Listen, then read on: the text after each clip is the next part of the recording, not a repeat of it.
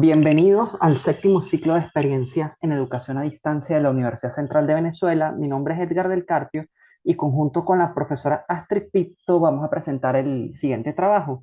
Se pueden enseñar ciencias básicas empleando entornos virtuales de aprendizaje bajo modalidad 100% online, caso de química orgánica 1.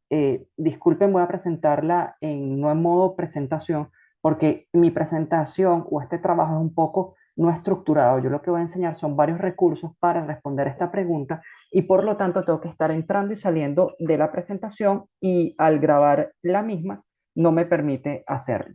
Esta presentación se encuentra conformada por la presentación personal de los autores, las herramientas tecnológicas que vamos a utilizar, los ejemplos de evaluación y las conclusiones del trabajo. Para comenzar, podemos decir que la profesora Astrid Pinto es profesora de la Facultad de Farmacia, es farmacéutica egresada de la Universidad Central de Venezuela con una especialización en aseguramiento de la calidad y tiene una maestría en educación a distancia. Actualmente ostenta el cargo este, de coordinadora de educación a distancia. En mi caso, soy jefe de la Cátedra de Químicas Básicas, es el cargo que tengo actualmente.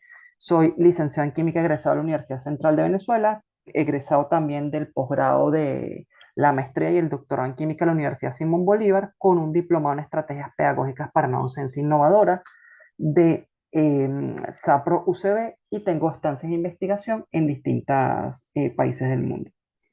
Ok, las herramientas que yo más utilizo tienden a ser, por ejemplo, Point to Fits, Lightshot. Lightshot y Point to Fits tienen la ventaja, ahorita va a ser una captura de pantalla, estoy activando el Lightshot que me permiten transformar cualquier parte de mi escritorio en una pantalla. La pantalla de mi computadora la puedo transformar en una pizarra. En el caso de Point to Fits, es una herramienta que yo activo. Cuando la activo, puedo transformar, por ejemplo, la pantalla de mi PC, como están viendo ahorita, también en un pizarrón, donde puedo explicarle a los estudiantes el contenido. Utilizo mucho simuladores, la herramienta más maravillosa que tenemos, que es el campus virtual UCB, pantallas digitales o pizarrones como IPEVO o Sideboard, y también OBS Studio para grabar mis clases. En el caso de OBS Studio, es una aplicación bastante robusta que no tiene límite para grabación porque se lanza de manera local la grabación y, por ejemplo, OBS Studio, si yo hago una captura de pantalla, puedo grabar la clase 2, 3 horas de grabación sin ningún problema y después albergo mis clases en el campus virtual. Entonces ahorita yo les voy a mostrar ejemplos típicos de mi clase, que yo, por ejemplo, puedo explicar cosas muy sencillas como los ácidos y las bases, que son sustancias de uso común, mediante el uso de simuladores. Aquí, por ejemplo, un simulador de una universidad americana. Puedo, por ejemplo, explicar por qué, si yo veo inicialmente, por qué el pH del agua es neutro, por ejemplo, aquí, o por qué aumenta al realizar pequeñas adiciones de agua.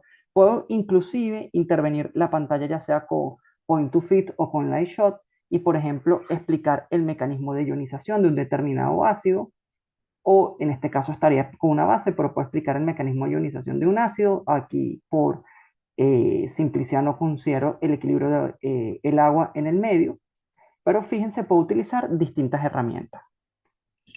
Otra cosa que puedo realizar en mis clases o que realizo bastante es, por ejemplo, explicar propiedades físicas de las moléculas orgánicas. Esto lo puedo hacer si, por ejemplo, agarro un simulador como MolView. Yo puedo transformar en esta molécula que es el octano, puedo transformarla en una molécula en 3D y esta molécula en 3D. Yo puedo colocarla y puedo explicar cuando intervengo con mi Lightshot, por ejemplo, por qué los alcanos lineales tienen mayor punto de ebullición que un alcano ramificado por la mayor superficie de contacto. Otras cosas que uno puede hacer es, nosotros los químicos manejamos muy bien los simuladores de moléculas. Puedo obtener, ya sea en Molview, un simulador online o en un simulador instalado en mi computadora, ya sea ChemDraw, ChemSket o KinDraw, que me gusta bastante. Yo pudiera explicar la estereoquímica de una reacción. Por ejemplo, si yo tengo un determinado estereoisómero, yo puedo decir que el cloro tiene prioridad 1 para determinar la configuración absoluta según las reglas de Cahn-Ingold-Perlot. el, la amina tiene prioridad 2, el grupo metilo tiene prioridad 3 y pudiera determinar que la configuración absoluta de esta molécula, este estereocentro, es una configuración absoluta S. Otra de las cosas que uno puede realizar para explicar química orgánica de manera online pudiera ser, mediante esta metodología, uno puede explicar la inhibición estérica de la resonancia por impedimento estérico. Entonces, si yo vuelvo a abrir otro simulador de MolView, yo pudiera ver que, por ejemplo, la anilina que tengo aquí, cuando le coloco dos grupos metilo unido al nitrógeno para formar la 2,6 dimetil N,N dimetilanilina, yo puedo optimizar la estructura geométrica de esa molécula, la estructura 3D, y puedo transformarla de 2D a 3D. Y pudiera explicar por esto, por ejemplo, aquí voy a mover el simulador un momento.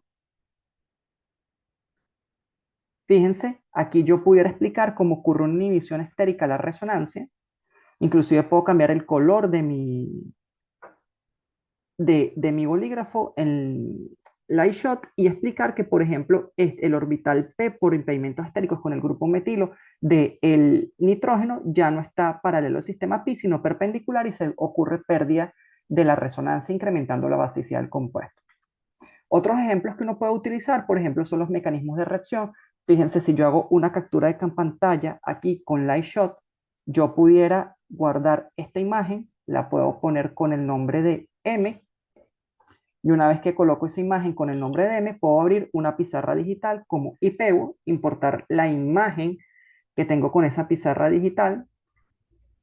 Y cuando la tengo, por ejemplo, yo con mi pizarra digital pudiera explicar un mecanismo de reacción. Por ejemplo, aquí puedo explicar una reacción de sustitución nucleofílica alifática con haluros de alquilo, cómo transformar el grupo eh, hidroxilo en un buen grupo saliente mediante una reacción ácido-base que vemos aquí. Fíjense cómo estoy haciendo un mecanismo de reacción en mi pizarra y todo esto yo lo puedo grabar para que mis estudiantes después lo vean. De hecho, yo doy mis clases en vivo, sincrónicas, asisten mis estudiantes a la clase, grabo la clase, la subo a YouTube y después los estudiantes que no pudieron asistir la pueden ver sin ningún inconveniente. Por ejemplo, fíjense, yo acabo de dibujar un mecanismo de reacción, como transformar el grupo hidroxilo de un mal grupo saliente en un buen grupo saliente para después ocurrir una ruptura heterolítica y formar lo que vendría siendo un carbocatión terciario. Que este carbocatión terciario es supremamente estable para ocurrir una reacción vía SN1. Así yo puedo hacer mecanismos de reacción. Otra cosa que me ha sido de bastante utilidad durante esta experiencia desde el año 2020 es emplear estas películas digitales. Por ejemplo, voy a abrir animaciones en 3D para explicar mecanismos de reacción, cómo ocurre una reacción de sustitución en S1, inclusive con una captura de pantalla, aquí yo puedo ver de una vez cómo está ocurriendo el estado de transición. Yo pudiera decir que este es mi estado de transición. Fíjense todas las alternativas que uno obtiene mediante la educación a distancia.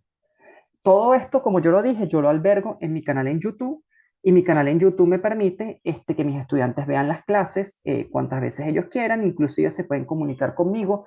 Yo me comunico con ellos principalmente por un grupo de Facebook y es sencillo y la comunicación es bastante fluida. Fíjense, con respecto a las evaluaciones, que es otra pregunta que bastante nos hacen los profesores, es si se puede hacer una evaluación pertinente empleando educación a distancia. Yo realizo todas mis evaluaciones en el campus virtual UCB.